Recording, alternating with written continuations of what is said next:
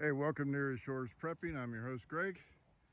All right, people wondering, what have you been doing? You haven't posted much, and I'm going to show you, for security reasons, I'm not going to go any further down, but I'm walking up and I'm keeping it low for security reasons.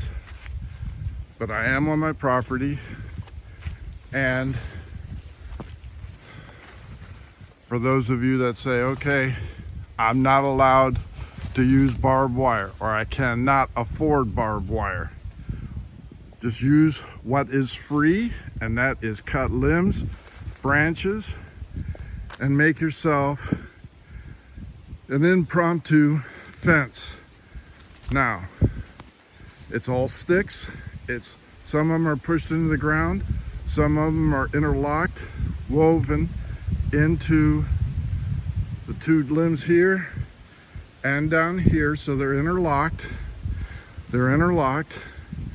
And then sticks are going up and down like this, perpendicular, woven in horizontally to make it a weave.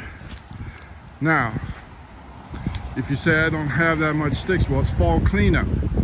You may see bundles of branches put out on the sidewalk for recycle, chippers and everything else like that, and say, oh, that's good wood chipping stuff. It's free.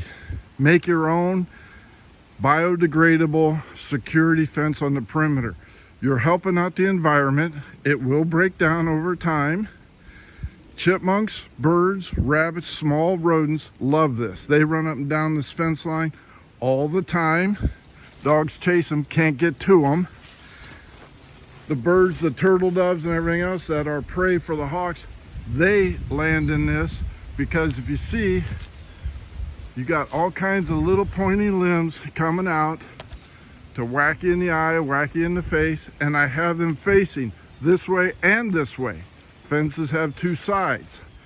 So again, if you say, well, that's pretty low tech, that's pretty cheap, it's free. People go crashing into that, they're going to make noise. People try and cut through it, it's going to make noise. Whereas a chain link fence, they cut through it, and barbed wire, they can cut through that or step around it. Now, to add on to this, I did tie it into barbed wire fence just below it, so they have to not only contend with making noise, trying to crawl under it, trying to go through it, and believe me, you run into this, you're going to bounce off, or you're going to get your eyes poked or bleeding and everything else. It's a deterrent. Nothing is perfect. But you tie it into some sort of fencing or something else like that, barbed wire, or even on your property, help yourself out. It's biodegradable. It's not a permanent fence. And when it snows, it does look very attractive. Put a couple motion lights close by to it, so if deer or a person comes up there and starts testing it, the motion lights will go off. All right, and I have more to do, but putting up probably 30 feet of stick fencing, little under 45 minutes. It does take work, but I'm on a hillside going downhill, but I wanted to show you what can be done on the perimeters of your property or anything else. Say you did take the advice and you moved out to a suburban area and you have like a half acre or something like that. Hey, use what nature gives you. Make a stick fence. It's recyclable and it does provide a little bit of deterrent, okay? No fence is 100% unless you put razor wire and you have guards. This is just a deterrent. Make the person or animal go a different route, and that's a success.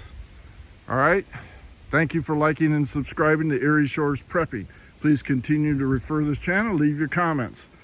Okay, I'm not going to go any lower, but that's what it is. Plus, you can also add, plus you have this guy patrolling the perimeter, making noise. I think we're in better shape than most. Thank you for liking and subscribing. Greg out.